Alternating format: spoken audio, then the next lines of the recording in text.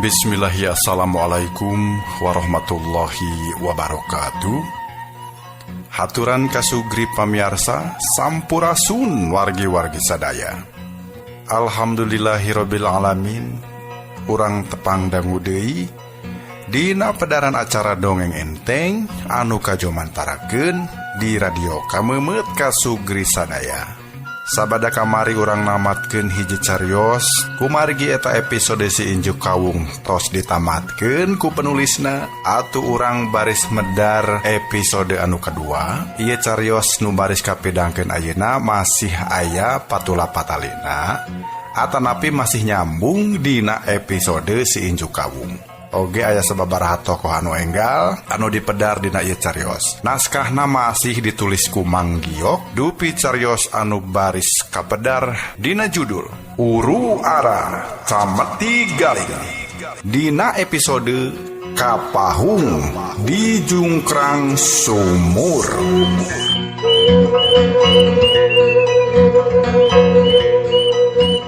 Kumaha sugri pamiarsa, ieu cariyos salajengna mangga bandungan ieu dongeng karangan Mang Giok dina episode Kapahung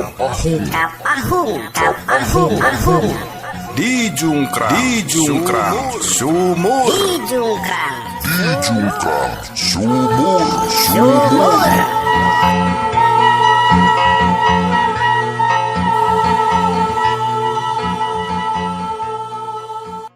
Kadenge sadanu ting beledug sababaraha kali disusul ku mancawurana eta tempat sabudeureun jalma nu keur tarung. Taneuh ngadadak bitu, tatangkalan rungkad geus puguhing jukut jeung kakayon robah jadi lebu jeung kekebut. Kedebut, hawar-hawar kadenge sada jalma nu ti beubeut. Sedeng kayaan masih poe ku kekebul jeung taneuh garing anu mancawura. Bareng jeung ngilesna kekebul kandel anu mulek breh.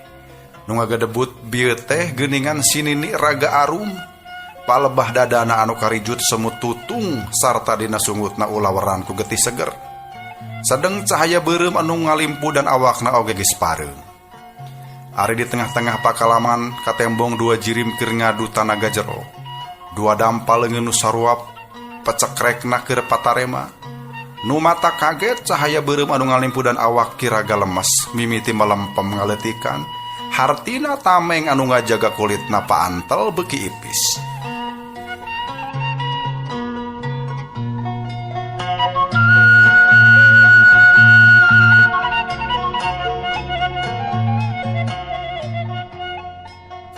Bareng jeung pareumna cahaya beureum anu bener-bener ngiles, ngadadak kiraga lemes nyorowo.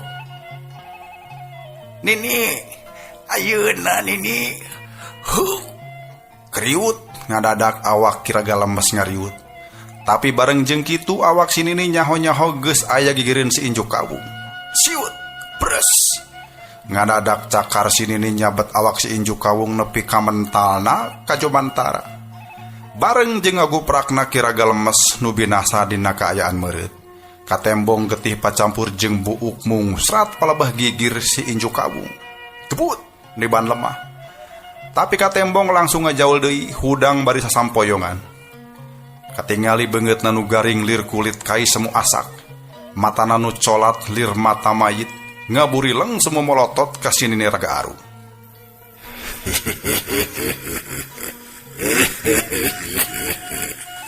Kadenge si Inju Kawung seuri.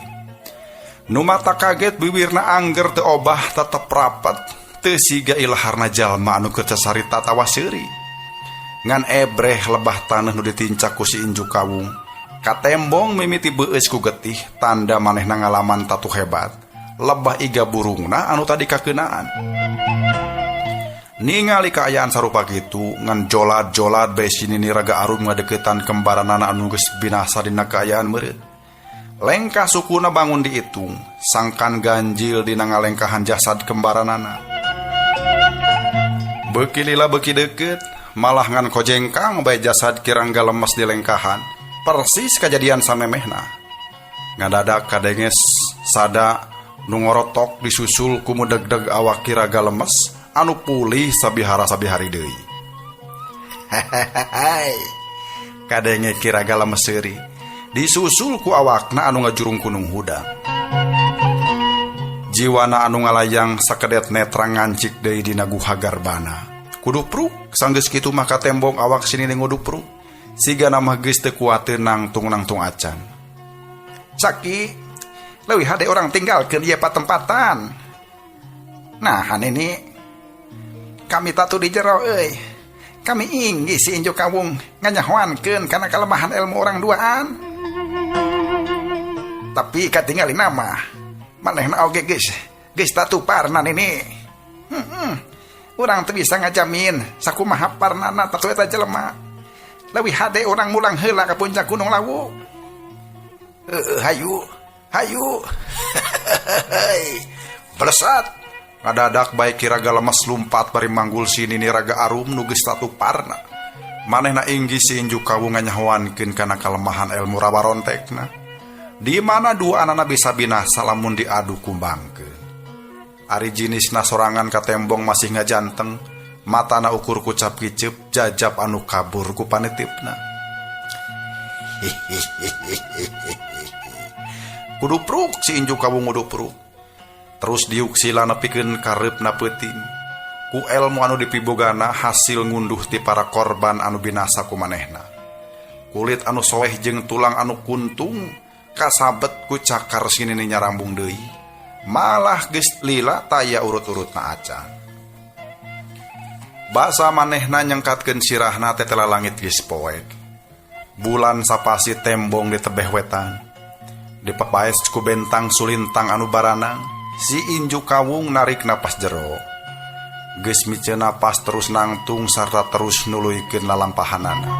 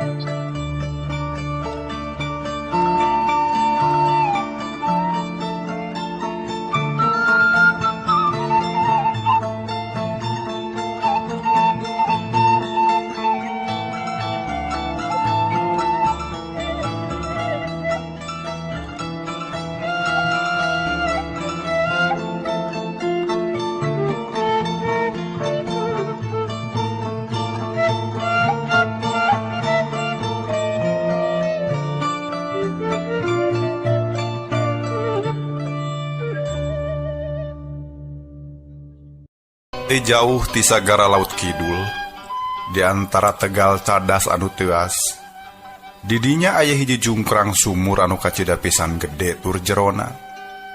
Ceuk sakaol gedena eta liang sumur teh sagede lapangan bola. Sedengkeun jerona teu kaukur sabab salawasna teu weleh kapindingan halimun anu kacida kandelna. Teu kaleuwih lamun eta jungkrang teh disebut jungkrang sumur. Cek beja halimun anu teu boleh ngayang di sabudeureun liang teh cenah mangrupa rajah pangonci. Sangkan makhluk anu aya di jeroanana teu bisa hanjat ka darat. Sabalikna makhluk anu aya di darat oge hamo bisa anclub ka jero jungkrangna. Sabab naon? Sabab sakur-sakur anu rek hanjat atawa turun bakal binasa di samber gelap sewu. Anu beberebetan mangrupa awan anu pinuh ku kilat.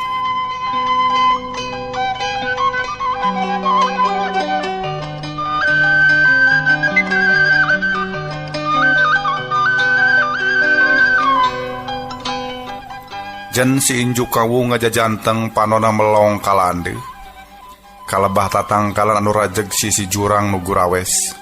Pikeun manehna naon bae bisa dipake tatapakan.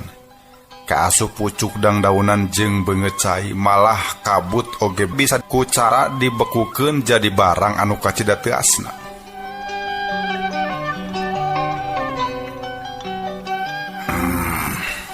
Sagala gumantung takdir jeung milik Handika Widura. Kula ukur sanggup jajab bari teu bisa ngajamin diterimantena. An mudah-mudahan si giring sing kuning daek ngagayu sukma Andika anu geus lila katalimbang.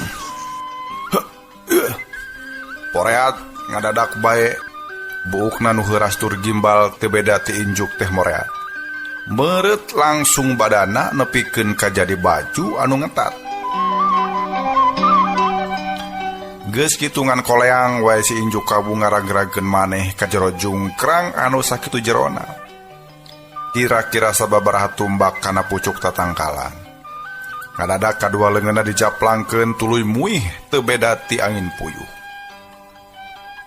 Wer, kadenge sadanu seah ngaguruh mata keueung.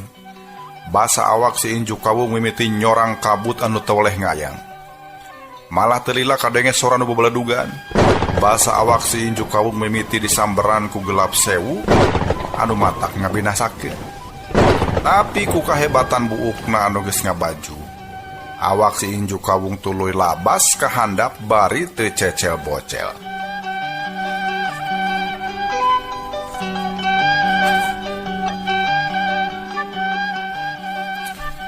Akhirna si injuk kawung nincak lemah. Tetela kiwari manehna geus aya di hiji mumunggang anu awas ka ditu ka dieu. Nganajan tetenjoanana bisa awas tapi kusabab cara neom, tetep bae titingalian teh kawatesana. Komo mun tanggah ka luhur ka tembong pepedut hideung nepi ka ngaginding. Prai sanggeus rada lila buuk si injuk kawung peurai sarta ngarumbay seperti biasa. Geus kitu manehna lempang nurunan jalan satapak anu mudun. Api karek oge sababaraha lengkah. Tilandeh kadenge sada anu seah ngaguru.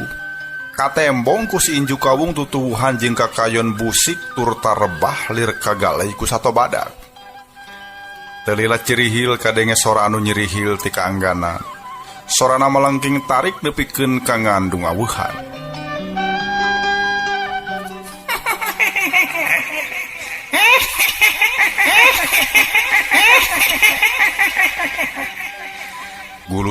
Gulusur gorobas. Kadenge anu gogorobasan beuki jelas. Sedang tatangkalan anu busik beuki deukeut nyamperkeun ka palebah manehna. Malah celek telila di antarana hiji jirim anjog ka hareupeun si injuk kawung. Anu mata kaget eta jirim teh sapotong manusia, sapotong deui oray. Ti luhur tangtungan nini sedang teh cangkeng nepi ka handap ngagulusur oray gede warna koneng kaemasan. Teh sangka Raja panyegel si Raga Suci aya nu sanggup nembusna. Nah Andika Kabita, Ceuk si injuk kawung bari neuteup eta makhluk anu ngajungkungkeun awak nepi ka luhur. Geus hampir 3 abad kami dipanjara di Jungkrang si Raga Suci. Tangtu bae kaulah hayang. Tapi nah bisa Raja panyegel si Raga Suci dihancurkeun. Raja Kiraga Suci mustahil aya nu sanggup ngancurkeunana. Tapi tinggal nu harti raja eta teu bisa ditembus. Buktina kaulah bisa anjau ka ieu patempatan. Ngantang tu bae aya cara jeung pituduh anu khusus. Nah andi kaboga kahayang. Tang tu bae kalananta. Naon kahayang Andika teh? Terus terang bae kaulah sangsi nyubadanana. Sabab segala rupana geus nyampak di diri anjeun. Kaulah nyaho Andika bisa ngegayu Sukma hiji jalma anu geus hampir binasa. Nah Andika boga maksud orek ngahirupkeun deui hiji jelema. Lain ngahirupkeun, tapi ngagayu Sukma nu kiwari keur katalimbeng di alam ruh.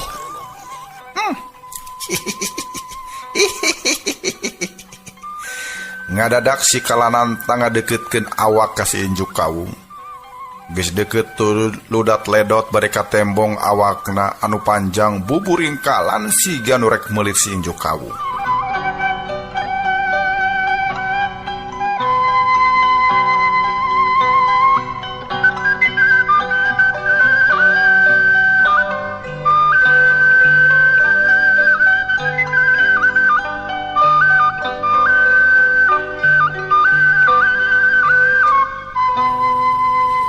Diledotan ku makhluk aneh sapotong orai sapotong manusia si Injuk Kawung hare-hare. Teu sieun dibeli atawa dibeura ku peurah anu mampu manggang manusia jadi lebu. Ngagayu Sukma anu geus tepi ka titis tulis kacida pisan banggana. Merlukeun tumbal getih anu lain saeutik. Saumpama Andika daek ngagayu Sukma murid kaula, dijamin Andika bisa bebas. Nah bener eta ucapan Andika teh Injuk Kawung. Andika bisa nyekel ucapan kaula geringsing kuning.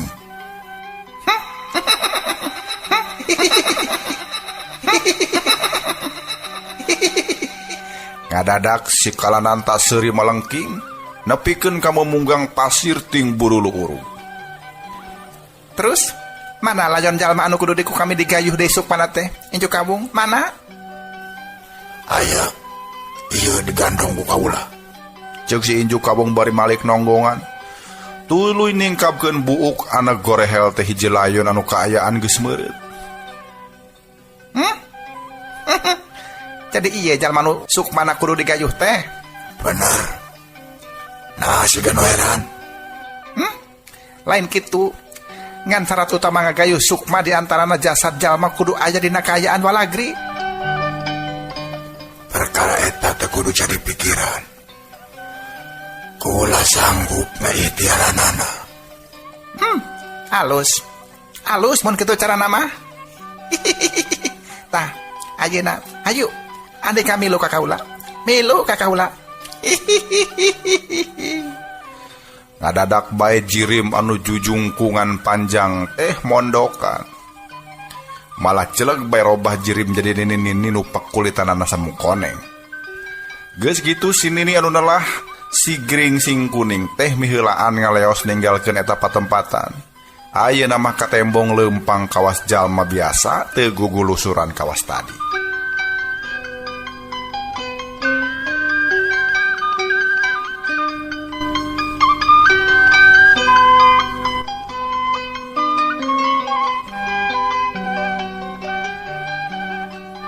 Dua jirim manusia ka tembong keur dariuk sila di hareupeun hiji guha wangun hulu orai gede nuker calawak.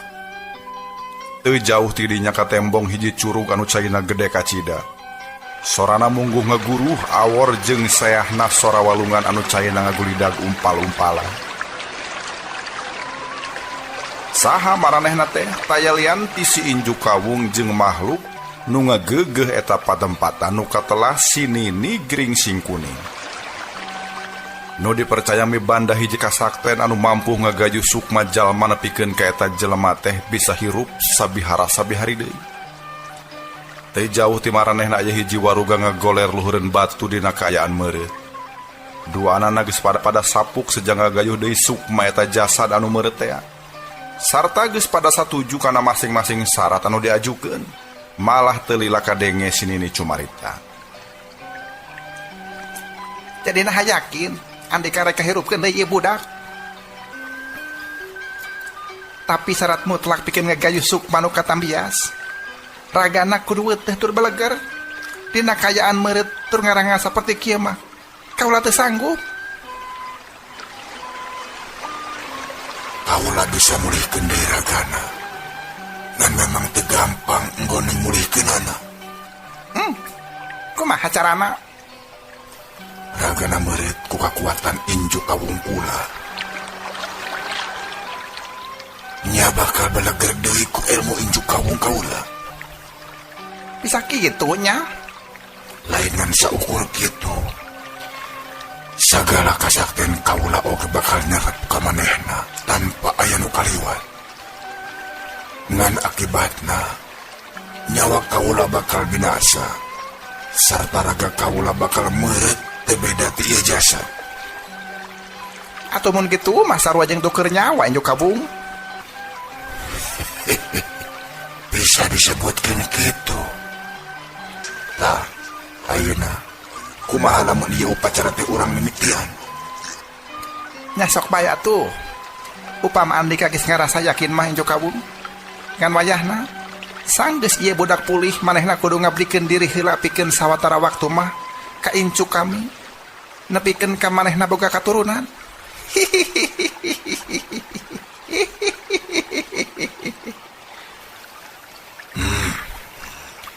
Kayang andika pasti ditedunan.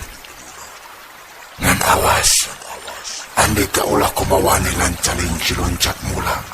Udar tina tali gadang. Sabab ieu budak masih boga kawajiban di padepokanana. Nu aya di puncak Gunung Sanggabu. Andika bisanya kalau ucapan kami Inju Kawung. Syukur. Kaulah percaya. Tah, ayeuna geus waktuna kaulah mulihkeun ieu jasad.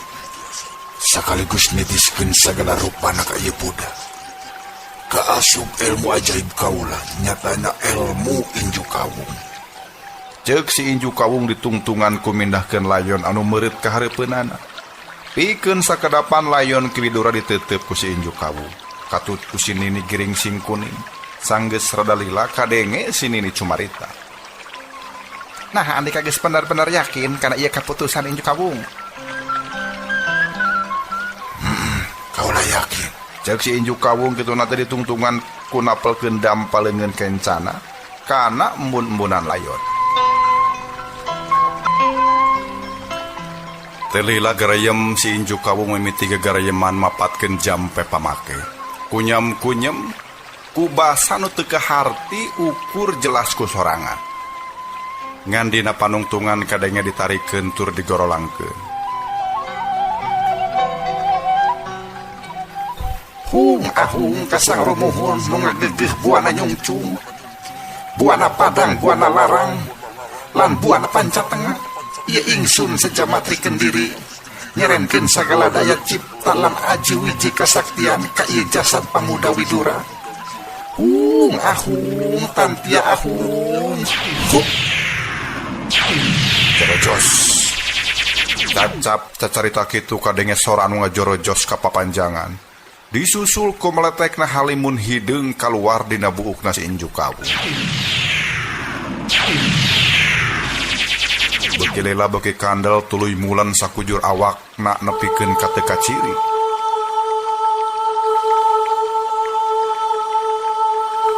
Teu lila seor haseup hideung anu mulen awakna teh muih deui teu beda ti panggal.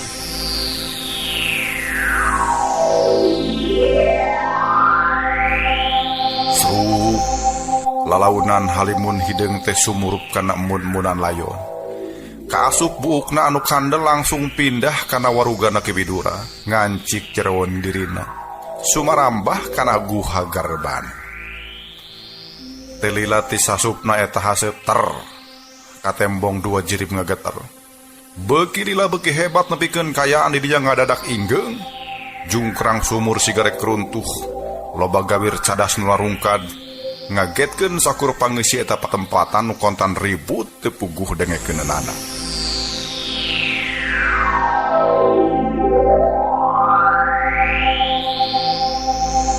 Sinini sorangan anu nyaksian eta kaayaan kuat kang ngorejat. Malah wujudna langsung ngejungjungkung buburingkalan bari panonna semu hurung netep si injuk kawung anu keur nitiskeun kakuatanan.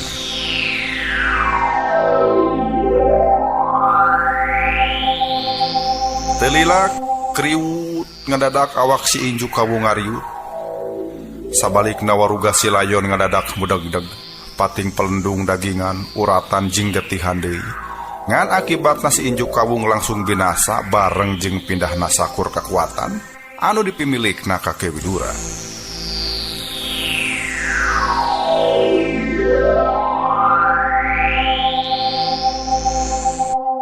Masih ngagoler taya sukmaan. Ngaso heula ngaso kasugri pamirsa. Mangga nu bade ngaropi ngopi heula, nu bade kacarai heula. Dongengna urang ngaso heula sakedapannya. Ngaso heula ngaso.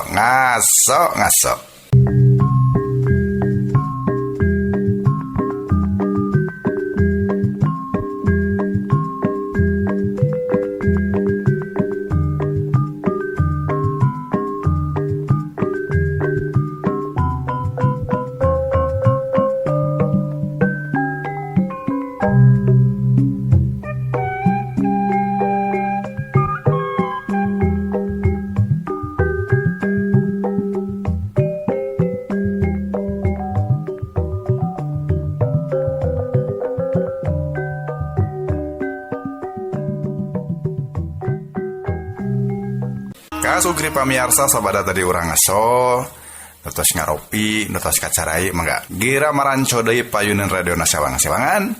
Urang teraskeun ieu jejer carios anu nuju dipedar ku Kang Gilang sapara kanca. Mangga wilujeng ngadangukeun.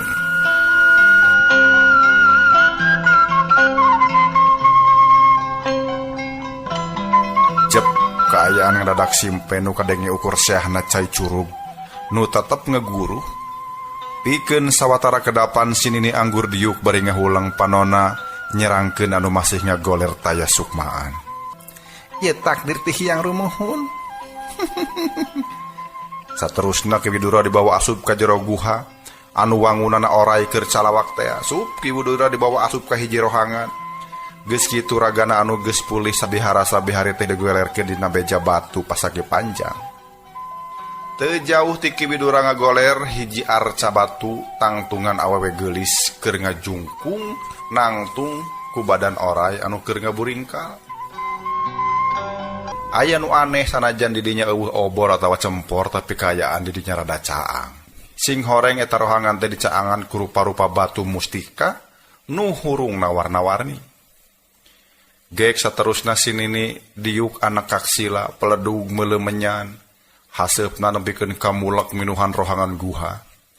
Bareng jeung kitungan garenyem bae sinini mimiti gagareyeman ngangkir sasembahan jeung pananggehanana. Telila hiuk kadenge di luar aya angin ngagelebug.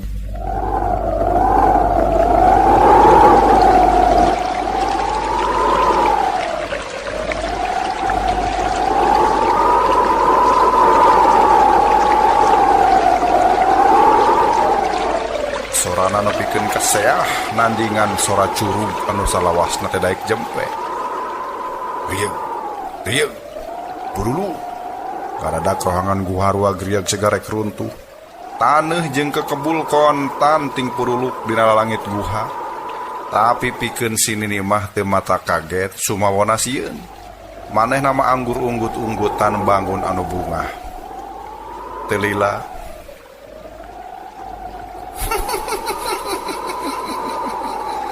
kadenge sora anu ngahihi disusul ku usikna arca batu wangun oray kalananta teh.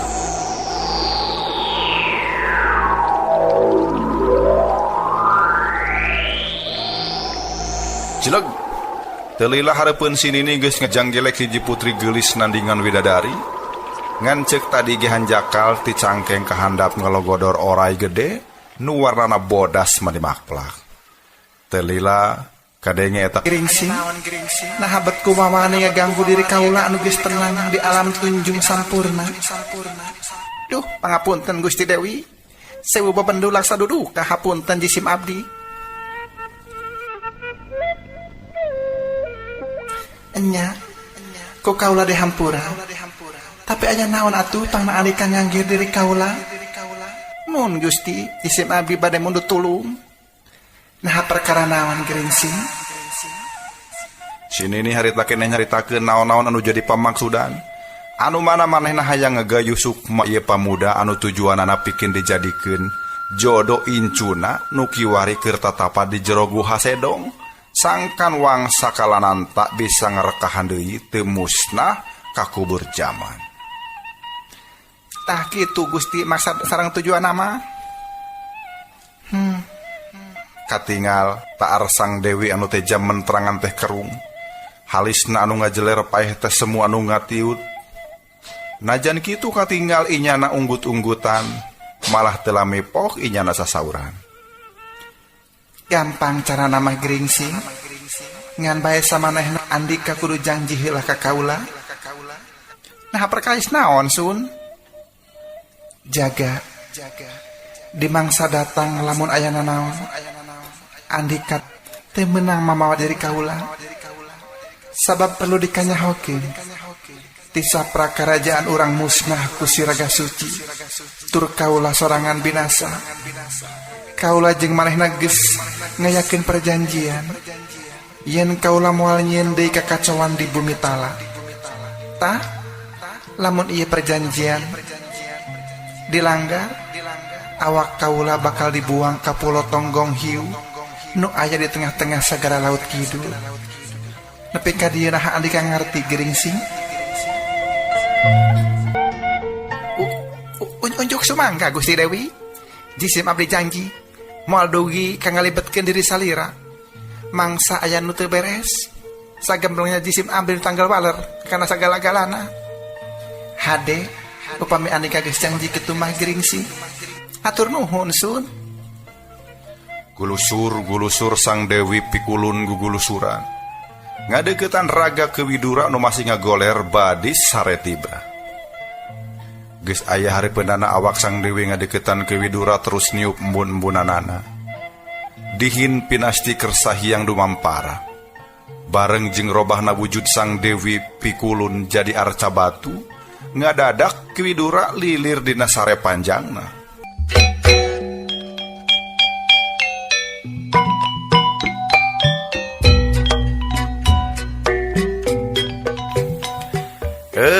Waktosna saeb kasugri. Mangga urang cekapkeun dugi ka dieu heula ieu pedaran dongeng. Urang teraskeun deui hanca dongengna enjing dina waktos sareng galur anu sami. Kang Gilang saparakan pamit. Wilujeng kantun permios.